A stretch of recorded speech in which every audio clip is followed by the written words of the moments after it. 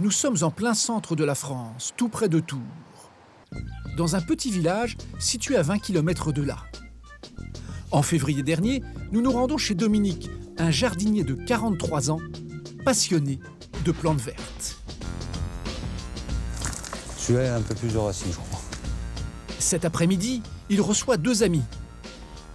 Thierry, un chef d'entreprise, il est électricien. Et Jean-François, un éducateur spécialisé de 56 ans. À la sortie de l'école. Voilà, vous avez de la mobilette ensemble.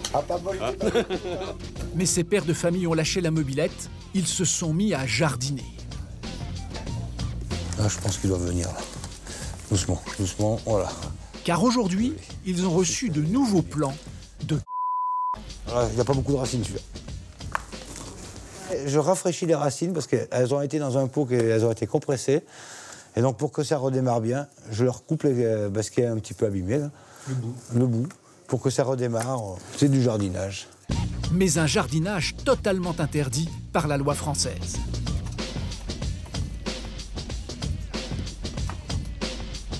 Légalement, production de stupéfiants, précise la loi, c'est 20 ans. Donc un pied dans un jardin, c'est 20 ans. Et 7 millions et quelques d'amendes. Et normalement, c'est un crime. C'est inscrit dans la loi française. Et puis vu qu'on est organisé, en plus, pour nous, c'est 30 ans.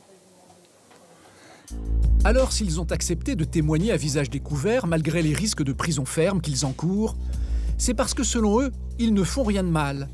Ils cultivent leur propre cannabis pour ne plus avoir affaire aux dealers. Face aux risques pour la santé avancés par l'État, ils opposent un autre argument pour justifier leur activité: tuer le marché parallèle. On a à peu près toutes les mafias du monde entier qui sont sur notre territoire en train de produire du cannabis grâce à la prohibition la plus répressive d'Europe. Ben moi, je ne me considère pas comme un délinquant. La loi me considère comme un délinquant, mais nous, on ne se considère pas comme un... Voilà.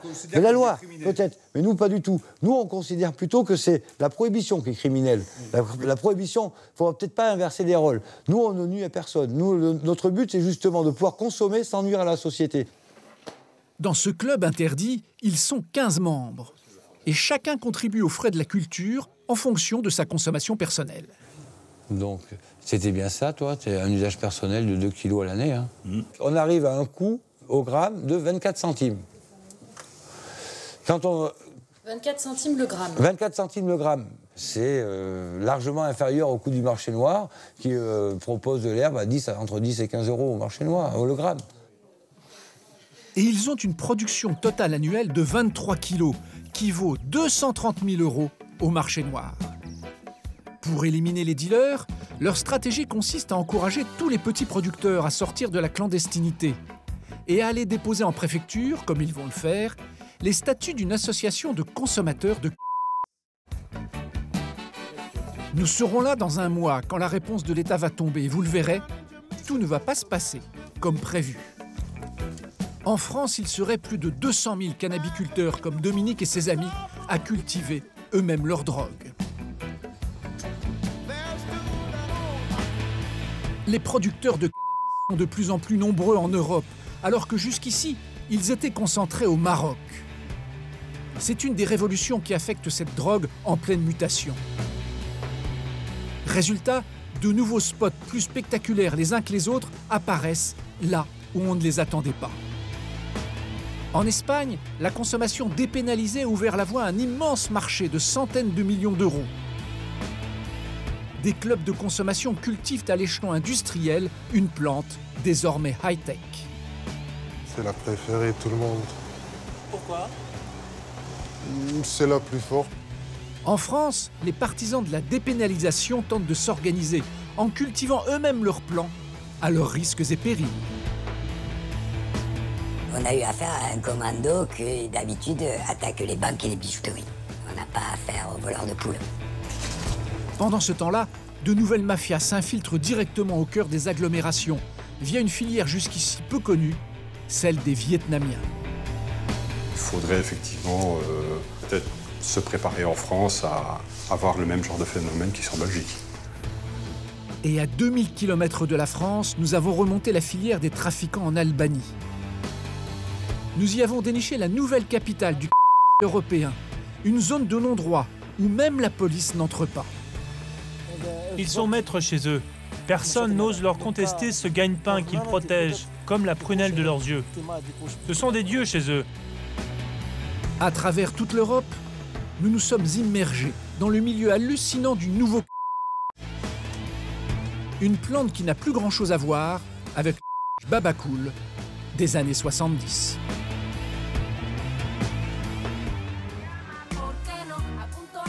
Notre enquête commence à Barcelone, en Espagne, un pays où la consommation du cannabis est dépénalisée depuis près de 30 ans.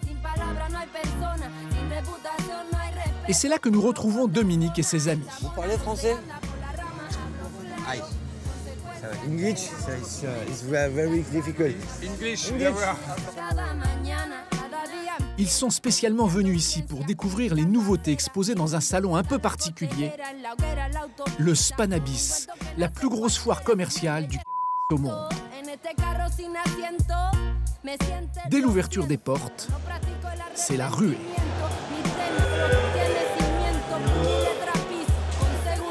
20 000 personnes venues de toute l'Europe. Pour avoir un stand ici, les professionnels doivent réserver 1 an à l'avance. 15 000 mètres carrés consacrés à la consommation et à la culture du cannabis. La foire fait la promotion de tout le matériel pour faire pousser de l'herbe, sans jamais évoquer les conséquences de cette drogue sur la santé. Lampe dernier cri, manuel de culture, mais aussi engrais et même des machines high-tech pour retirer les feuilles du cannabis de façon industrielle.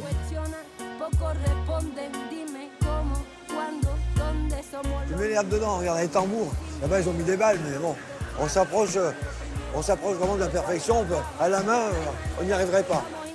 Mais la récolte automatique attendra, car les feuilleuses coûtent 15 000 €. Pour faire passer la note, des hôtesses de charme. Une opération séduction qui laisse pourtant nos Français de marbre. Ça fait un peu salon de l'automobile. Elles le font. J'ai pris des photos, on va faire un article, ils vont savoir ce qu'on pense, nous, de foutre des filles comme ça partout. Ah oui. Le point d'orgue du salon, c'est le concours du meilleur producteur de cannabis. Le vainqueur reçoit une coupe qui, en France, vaudrait 20 ans de prison et 7 500 000 € d'amende pour production illicite de stupéfiants. On est parti du mauvais côté. Mais nous sommes à Barcelone. Et si nos Français s'intéressent de près à la capitale de la Catalogne, c'est parce qu'en quelques mois, elle est devenue l'endroit en Europe où l'on trouve le plus de Cannabis Social Club. Ce sont des lieux de consommation ni complètement privés ni complètement publics qui ont pu émerger grâce à une loi espagnole un peu floue. À Barcelone, ils opèrent à l'abri de façades discrètes, en plein centre-ville, près des zones touristiques.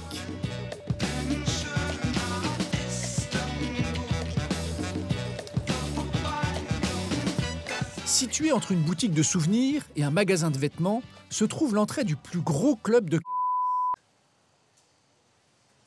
Un vigile en contrôle l'accès. Au bout du couloir, pas de promotion tapageuse, mais une simple pancarte « Club privé de fumeurs ». En revanche, à l'intérieur, l'association s'est offerte les services d'une directrice de communication pour contrôler son image. Bonjour, bienvenue à ERAM. Je vais vous expliquer un petit peu ce qu'est notre club. Alors ERAM, c'est une association indépendante de récréatif et médicinal, où l'on peut venir prendre du produit par notre culture collective. Pour ça, les membres doivent se présenter ici. Il faut s'inscrire pour faire partie du club. La carte de membre, un sésame qui permet d'accéder au Social Club.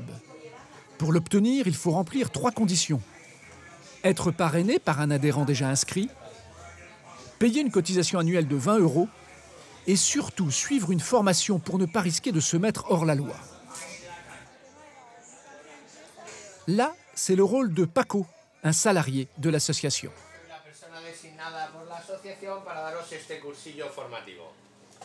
Ce petit cours est obligatoire pour tous les membres qui veulent s'inscrire à ERAM. Vous avez vu juste en bas, nous avons un dispensaire de cannabis. Mais ici, ce n'est pas un coffee shop. Je vais le répéter, ce n'est pas un coffee shop.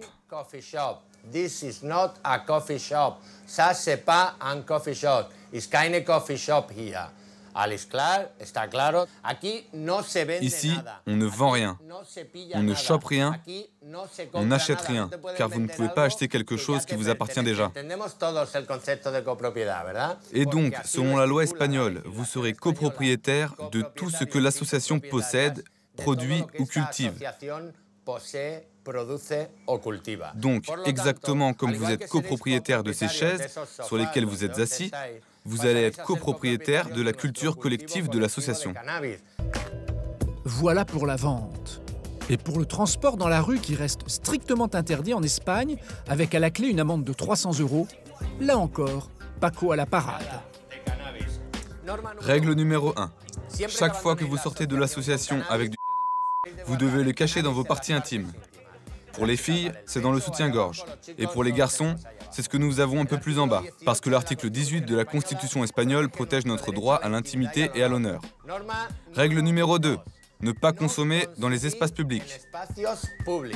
Ceci étant dit, bienvenue, messieurs, dames, dans notre association. Dès demain, ces nouveaux socios pourront retirer jusqu'à 80 grammes de par mois, la part de la culture collective que le club produit pour eux. L'association dispose d'une salle principale où les membres se retrouvent pour consommer. Et il y a même un bar. Mais pour se procurer du cannabis, il faut se rendre dans cette petite pièce tout au bout et attendre son tour. Santiago, un Barcelonais de 26 ans, fait partie du club depuis 6 mois.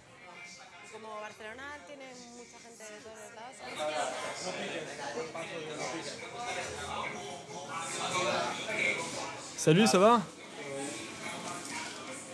Je vais te prendre 2 sachets. Ici, comme au restaurant, il y a une carte du jour avec les produits disponibles. De l'herbe vendue entre 4 et 8 € le gramme.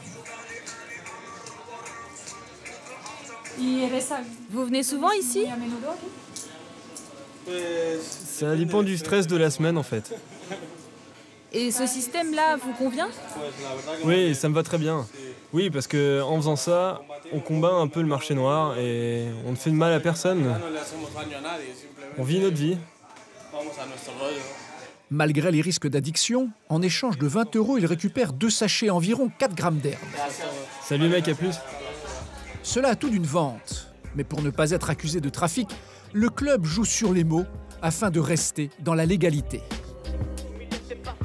Mais un détail révèle la limite du système, l'approvisionnement. Dans cette association, il faut fournir du à 12 000 membres, ce qui nécessite une production de masse qui va bien au-delà de ce que tolère la loi espagnole. D'ailleurs, quand nous demandons à voir cette production, le responsable du club nous oppose une fin de non-recevoir. Pour des raisons de sécurité, on a plusieurs endroits de production. On ne peut pas vous donner plus d'informations, pour des raisons de sécurité. On peut les voir? Non, négatif, non. Même moi, je ne sais pas où elles sont. Alors, que se cache-t-il derrière ce secret bien gardé? Nous enquêtons et nous découvrons sur les réseaux sociaux qu'un club exhibe fièrement son espace de culture. Nous entrons en contact avec le responsable de l'association. Il finit par accepter notre caméra, à la seule condition de ne filmer qu'à l'intérieur de la plantation.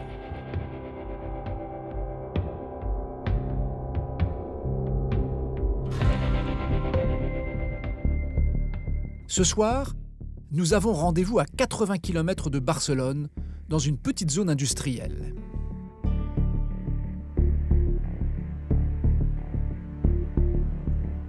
C'est un hangar fermé.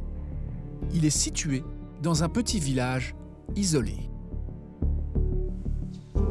À l'intérieur, première surprise, nous devons enfiler une combinaison en papier pour éviter toute contamination des plantes.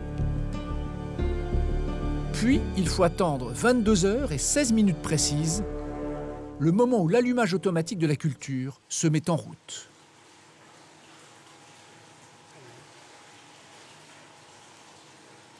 Sur plus de 500 mètres carrés, 1800 pieds de cannabis quasiment prêts à être récoltés.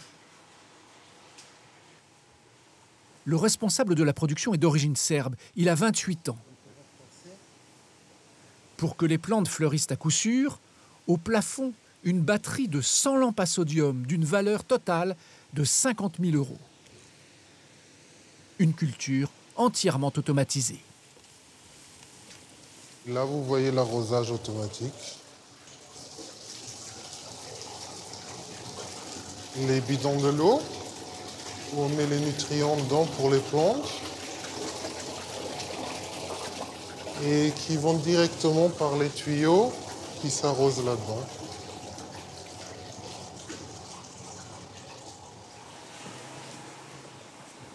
Dans cette serre, il n'y a qu'un seul jardinier. Il n'a rien d'autre à faire que de jouer les gardiens de nuit pour éviter les intrus. Alors, il a pris ses petites habitudes. On passe un peu de musique, c'est mieux pour les plantes. C'est important? Oui, ça met de bonnes vibrations. Ce soir, ce sera du Chopin.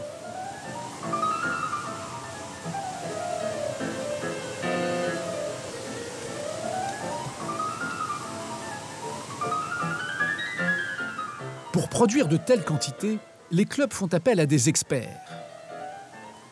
Avant d'arriver en Espagne, le jeune producteur a tout appris aux Pays-Bas.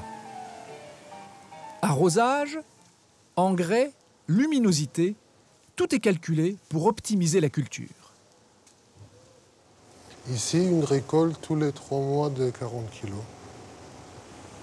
40 kilos tous les 3 mois. Oui.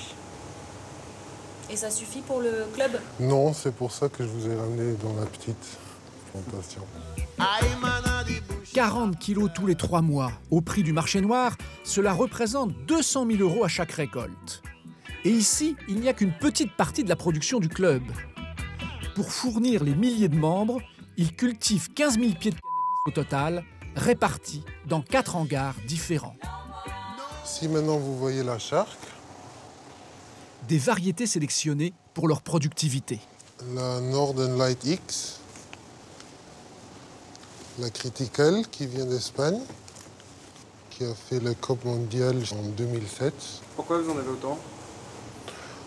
Parce que les consommateurs, ils aiment bien changer un peu. Si vous voyez l'Amnesia, qui est très connue en Hollande, dans les coffee shops, oui, c'est la préférée de tout le monde. Pourquoi? C'est la plus forte. La plus forte, cela veut dire que cette plante est très dosée en THC, la molécule située au cœur du cannabis qui est responsable des effets narcotiques. Des plantes plus dosées, produites en quantité industrielle, on est très au-delà de ce que tolère la loi espagnole. Et ce n'est pas la seule dérive provoquée par l'explosion des cannabis social clubs. Dans la réalité, certaines associations ont développé un trafic florissant.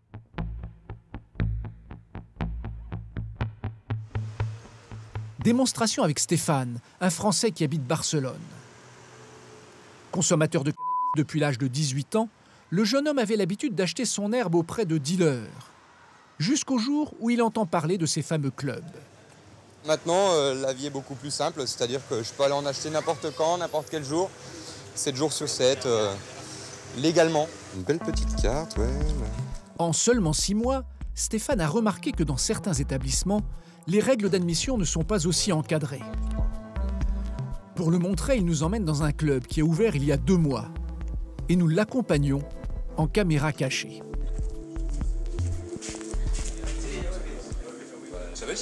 Bonsoir, vous savez si on peut s'inscrire là? Oui, pas de problème.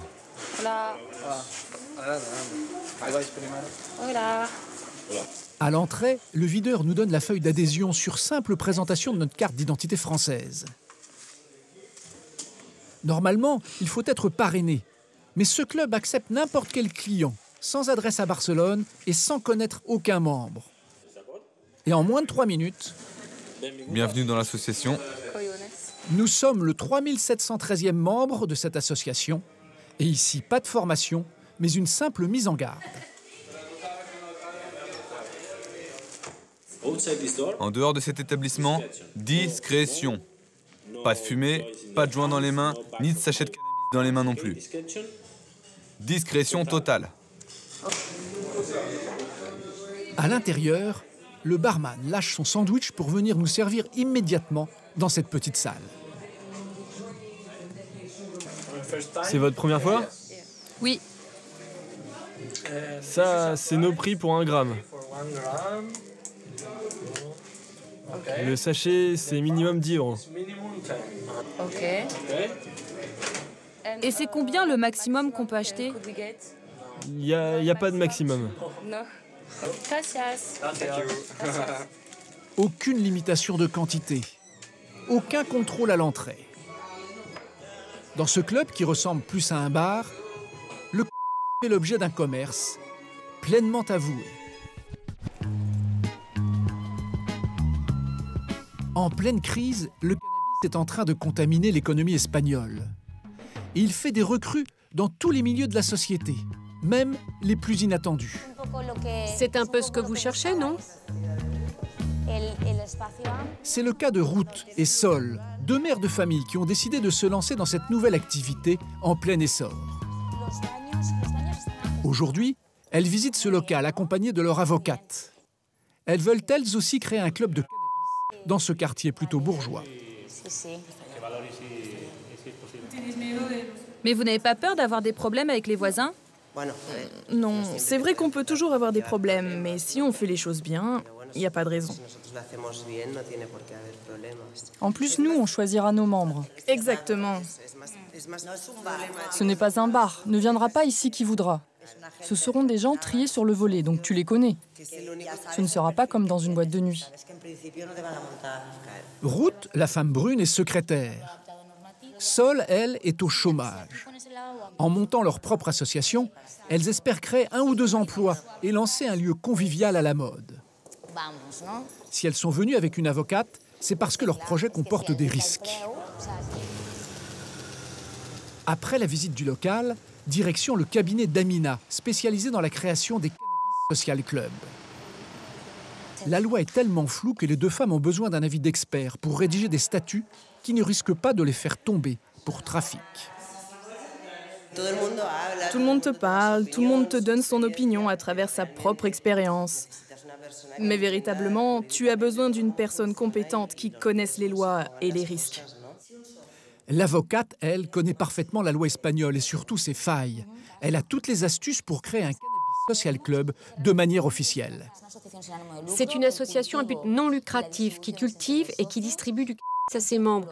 C'est un cercle fermé qui ne doit pas accueillir de gens qui ne sont pas adhérents. Au mois, nous recommandons une quantité maximale de 100 grammes de cannabis par personne. Pourquoi 100? Parce qu'au-delà de cette quantité, qu'est-ce qui se passe? On va vous soupçonner de faciliter l'accès à une tierce personne, en fait, de trafic, et là c'est quoi? C'est un délit. En Espagne, le trafic de cannabis est puni d'une peine d'1 à 3 ans de prison. Mais Amina, qui a déjà une centaine de clients, se veut rassurante. Mais comment je vais faire pour me défendre si je commets malgré moi une irrégularité? Je vais vous dire ce qu'il peut se passer. La police entre, elle te confisque le produit, elle te met une amende, et c'est tout.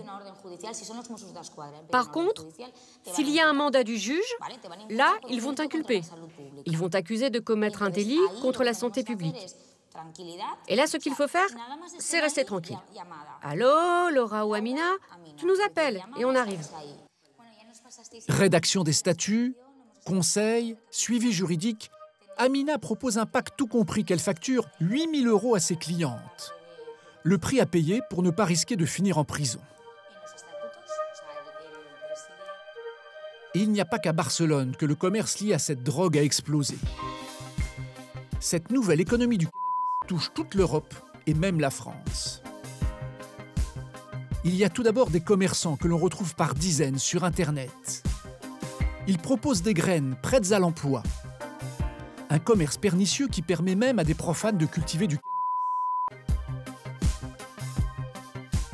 Et pour faire tomber dans leur filet de nouveaux consommateurs, ils affichent des promesses alléchantes de graines plus faciles à cultiver ou plus productives.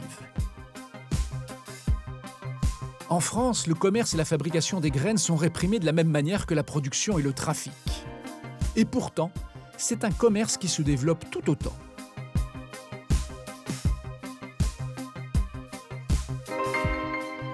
Le personnage clé de ces nouvelles filières de graines, c'est le breeder.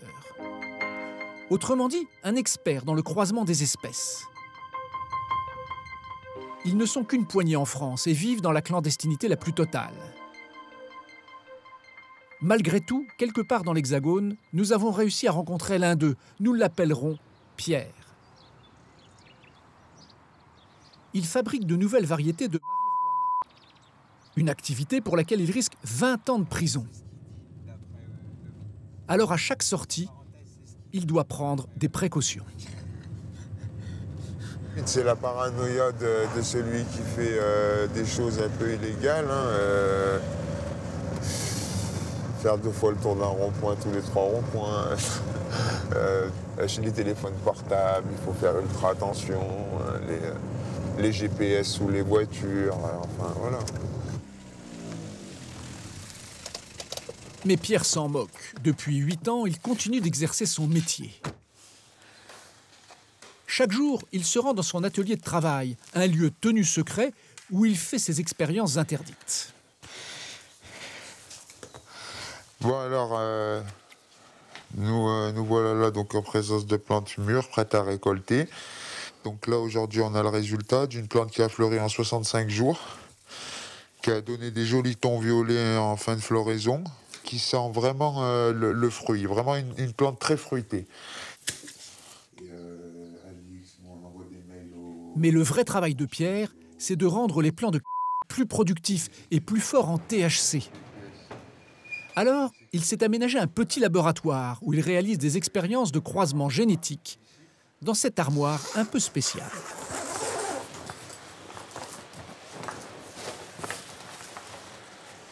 Alors nous voilà ici dans une habitation de production de graines avec un mâle avec plusieurs femelles. Puis le pollen, on peut le voir ici. Là, si je vais taper... Le mâle fabrique une poudre, le pollen, qui va se déposer sur les femelles sélectionnées par Pierre. Dans quelques semaines, elles produiront les graines d'une nouvelle variété. Là, j'ai choisi un mâle, Indica, un pur afghan. Ce sont des variétés robustes qui vivent en altitude et qui sont résistantes. Et on a une sativa typique, une Ace, qui, elles, sont plus fortes en THC, qui sont des variétés assez fortes. Et en croisant les deux, on peut espérer obtenir une variété qui soit forte et résistante. Un petit coup d'eau bien comme il faut sur ce monsieur. Impeccable. Ainsi, il a déjà créé plus de 40 variétés de conservées soigneusement dans cette autre armoire.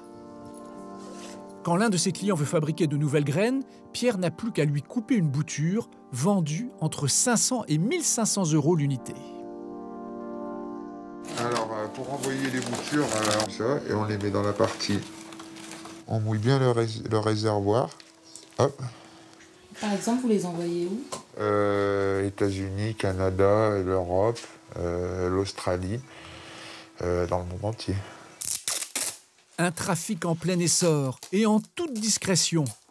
Parce que les breeders font convoyer leurs graines, tout simplement, par la poste. Une fois qu'il est préparé comme ça, on a des enveloppes en aluminium. C'est pour éviter qu'il sache ce qu'il y a à l'intérieur, pour éviter que ça sente, pour éviter tout problème. Ça coûte peut-être un peu cher, mais c'est mieux. De cette activité qu'il pratique en toute illégalité, Pierre parvient à se dégager 3 000 € par mois en moyenne. Revers de la médaille, il peut constamment se faire arrêter. Il y a forcément des répercussions sur la vie de famille, du fait de l'angoisse, du fait des risques, du fait du stress qui va avec le métier. Seulement aujourd'hui, ce n'est pas la peur du képi qui angoisse le plus les cultivateurs d'herbes, mais celle des truands qui s'intéressent de très près à leur production qui peut valoir de l'or.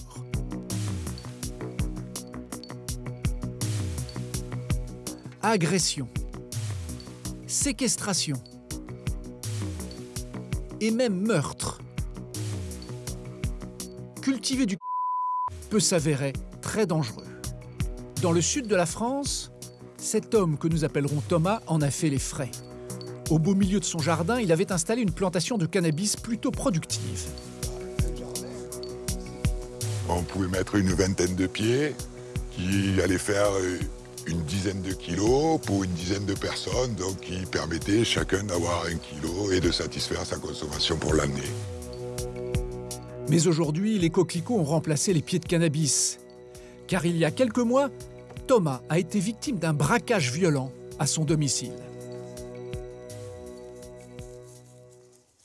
À 10-11 heures du soir, nous étions 4 assis autour de la table et on a vu 3 silhouettes passer devant la fenêtre et puis ouvrir la porte et avec les fusils à pompe, les armes de poing, la tenue quasi GIGN. Au départ, on ne sait même pas si c'est des policiers. Quand j'ai eu un couteau sous la gorge, je me suis dit non, c'est pas une plaisanterie, c'est pas la police, c'est des vrais voleurs. Bien renseignés, les 3 individus débarquent le jour de la récolte et dépouillent Thomas de l'intégralité de sa production. Une dizaine de kilos estimés à plus de 100 000 € au marché noir. On a eu affaire à un commando qui d'habitude attaque les banques et les bijouteries. Voilà, on n'a pas affaire aux voleurs de poules. Et évidemment, ces victimes hors la loi ne portent jamais plainte. Ils sont l'objet d'une concurrence de mafias beaucoup plus organisées qui sont en train de s'implanter en Europe. L'un des pays les plus touchés se situe juste à côté de chez nous. C'est la Belgique. Nous sommes à Liège, dans un quartier cossu de la ville. Depuis 10 ans, Lucas fait partie de la brigade des stupes. Il n'aurait jamais imaginé avoir à intervenir dans cette rue tranquille. C'est un quartier avec des maisons de maître, des belles grandes maisons. C'est un quartier relativement calme. Et pourtant, en juin dernier, dans cette bâtisse ancienne, il a fait une découverte qui a inquiété tout le service des stupes.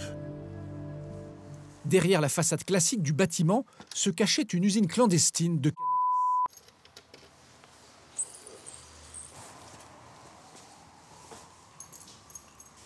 Nous avions une porte qui avait été recréée pour que, en ouvrant la porte de rue, on ne puisse pas voir ce qui se passe derrière cette partie-ci. Un spectacle surprenant. Les ouvriers dormaient dans le salon et la cuisine servait de cantine.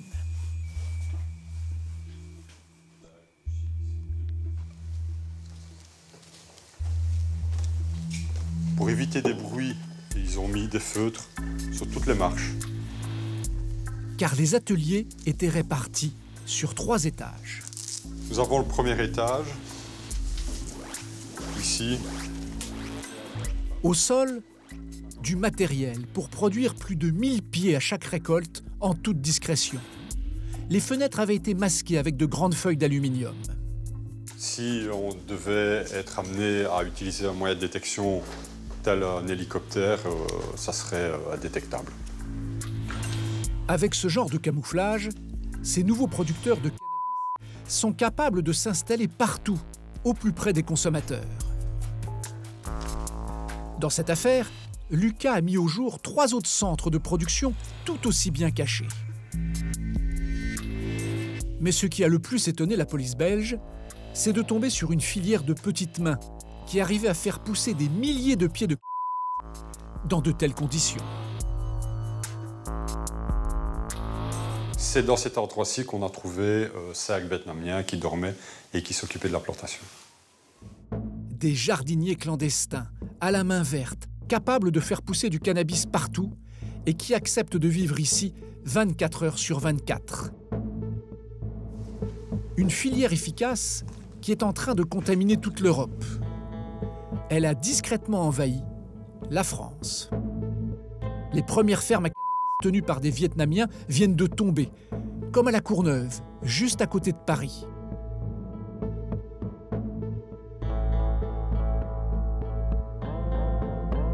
Ou encore dans l'est de la France, où les trafiquants avaient transformé de simples pavillons en usines de production d'herbe.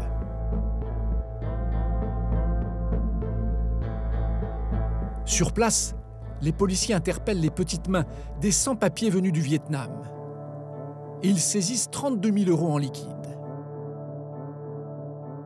Des plantations que l'on retrouve même dans des zones industrielles comme celle-ci en Seine-et-Marne, où poussaient juste à côté d'un centre municipal plus de 500 pieds.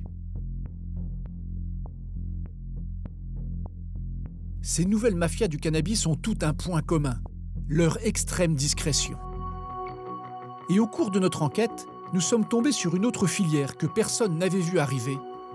Elle est située en plein cœur de l'Albanie. C'est une vidéo de touristes amateurs dénichée sur Internet qui nous a mis la puce à l'oreille. Elle a été tournée par 2 Hollandais partis faire le tour de l'Albanie en mobilette. Et au cours de leur périple, ils font étape à côté d'un petit village qui s'appelle Lazarat. Au balcon d'un café, voici ce qu'ils découvrent. Mesdames et messieurs, nous sommes à Lazarat. Et toutes ces plantes, je ne sais pas si vous voyez bien, ce ne sont que des pieds de cannabis. Il y en a là, là aussi. En fait, le village tout entier est rempli d'herbes. Ils n'en croient pas leurs yeux. Ils sont tombés au beau milieu de la capitale européenne du cannabis. Aucune autre ville n'en produit autant. 900 tonnes par an, selon la police. La vidéo des Hollandais fait le buzz et crée en Albanie une énorme polémique reprise par toutes les télévisions, car le est une drogue interdite. Jusqu'ici, personne n'avait entendu parler de ce petit village. Alors comment Lazarat est-il devenu le plus grand producteur d'herbe en Europe? L'Albanie, c'est un petit pays situé au nord de la Grèce et séparé de l'Italie par la mer Adriatique. Au sud de la capitale, Tirana, le village de Lazarat est situé à quelques dizaines de kilomètres des frontières avec l'Union européenne, une position stratégique pour écouler sa production.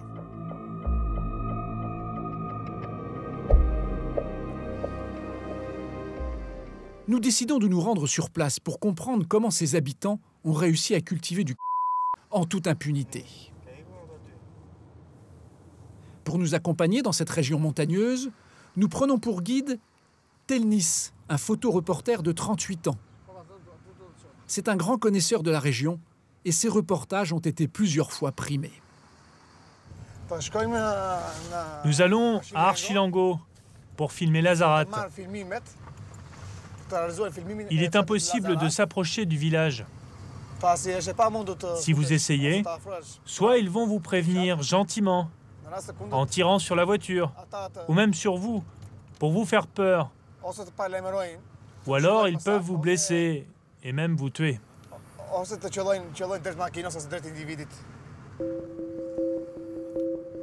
Nous roulons encore 1 heure dans la campagne albanaise.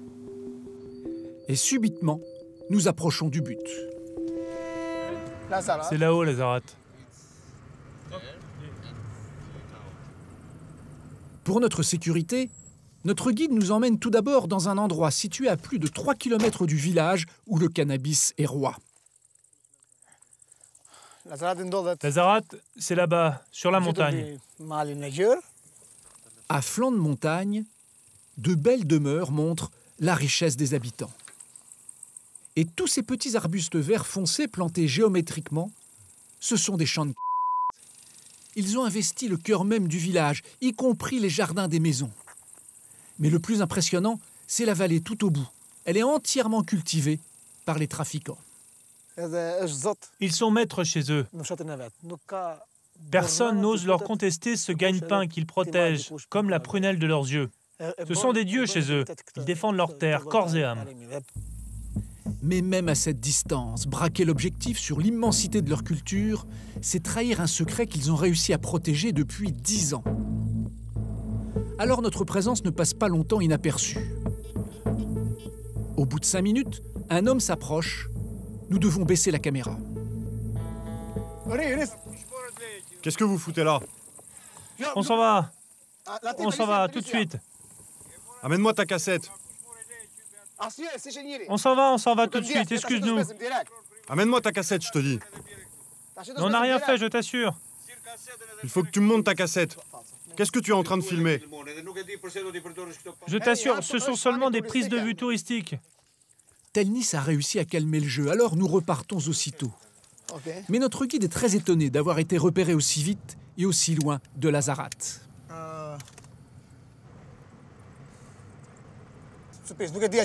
C'est une surprise totale. Je ne savais pas qu'ils étaient aussi bien organisés à Lazarat. Je ne m'y attendais pas. C'est de la folie. Les trafiquants ont mis toute la région en coupe réglée. Et même la police les craint. Sur ces images filmées l'an dernier, les forces de l'ordre contrôlent les véhicules à la recherche de stupéfiants. Mais ils se sont positionnés à l'extérieur du village pour éviter tout affrontement avec les habitants de Lazarat.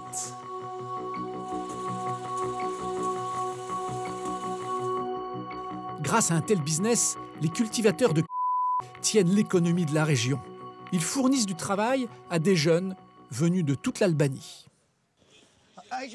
Au petit matin, nous nous rendons en caméra cachée dans ce bar situé juste à l'entrée de la ville.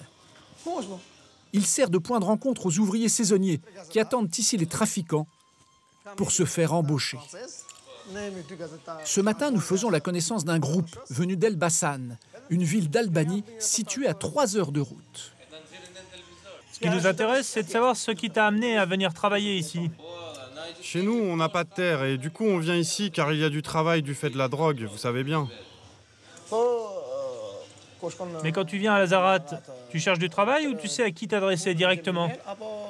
Non, par exemple, je reste ici au café et on vient me chercher. On me demande tu es disponible et hop, je monte dans la voiture. Si on ne te connaît pas, on ne viendra pas te proposer le travail. Les mecs viennent, ils te demandent, il faut connaître, c'est par relation.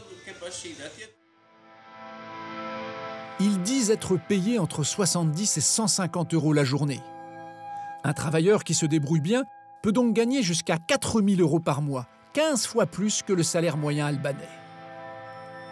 Nous décidons de rester en contact avec ces saisonniers et finissons par convaincre l'un d'entre eux de filmer pour nous des champs de cannabis situés à l'intérieur même du village.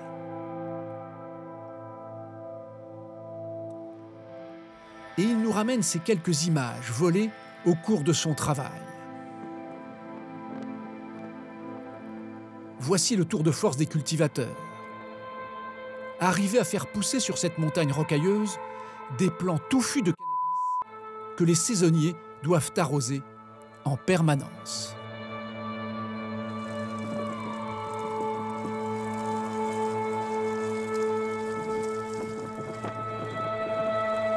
Seulement voilà, chaque plant réclame une dizaine de litres d'eau par jour. Alors pour irriguer les champs de cannabis à flanc de montagne, les producteurs de Lazarat siphonnent sans scrupule les cours d'eau de la région. En contrebas de la vallée, ils ont asséché la rivière Drino.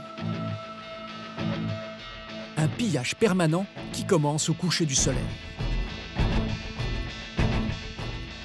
La nuit, les routes de la région se transforment en Far West. Les pilleurs d'eau n'aiment pas être dérangés.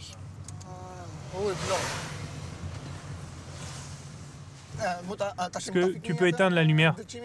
Maintenant, on rentre dans la zone dangereuse. Tu peux garder la caméra, mais sans la lumière. Éteins-la, éteins-la.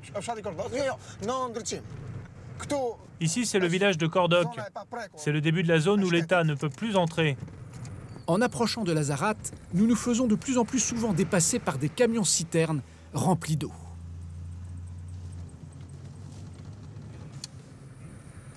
Regarde, celui-là, il est en train de remplir sa citerne. Regarde, regarde, encore un autre. Il part à Lazarat. Ah, il est tout plein. Et 300 mètres plus loin... Et encore un camion rempli d'eau.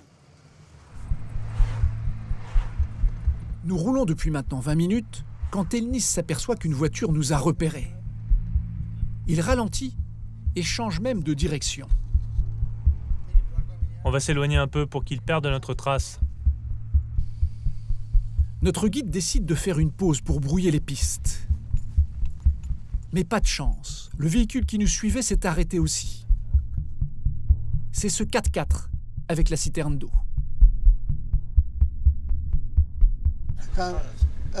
C'est une voiture qui nous surveille. Ils se sont arrêtés pour faire des courses, apparemment. La voiture semble redémarrer. Mais avant de partir, le conducteur nous lance un ultimatum. Pourquoi vous filmez? Mais qui filme? Vous ferez mieux d'arrêter, sinon on va vous tuer. Oui, c'est ça. Occupe-toi de tes affaires. C'est bon, c'est bon. La voiture repart livrer l'eau aux plantations de Lazarat. Telnis est soulagé.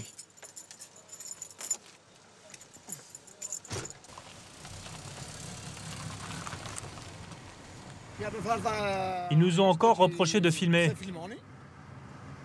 J'ai dit que c'était pas vrai, mais ils savaient qui on était.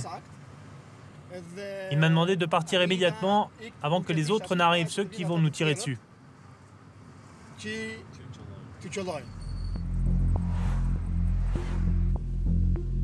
Et voilà le plus étonnant. Tout ce business a lieu juste à côté de la ville voisine de Gjirokastër, classée au patrimoine mondial de l'humanité.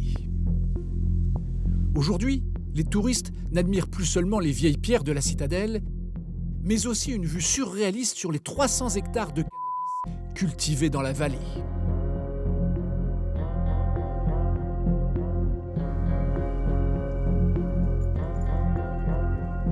Des plantations qui sont devenues l'enfer des habitants des villes voisines. Telnis vit dans ce quartier modeste, situé juste en face de la ville de Lazarat. Une proximité particulièrement dangereuse. Voici des impacts de balles qui ont été tirés de très près. C'est la façade de mon immeuble. Mais ils n'attaquent pas que le mien. Il y a des impacts sur tous les immeubles autour. Pour faire fuir les intrus, les cultivateurs de tirent avec leurs kalachnikovs. Et des balles perdues atterrissent jusque sur les murs du quartier. Je ne sais plus où on vit. En Albanie ou dans un pays étranger en guerre. C'est un gros problème. Telnis craint surtout pour sa famille qui vit ici. Sa femme et sa petite fille de 2 ans.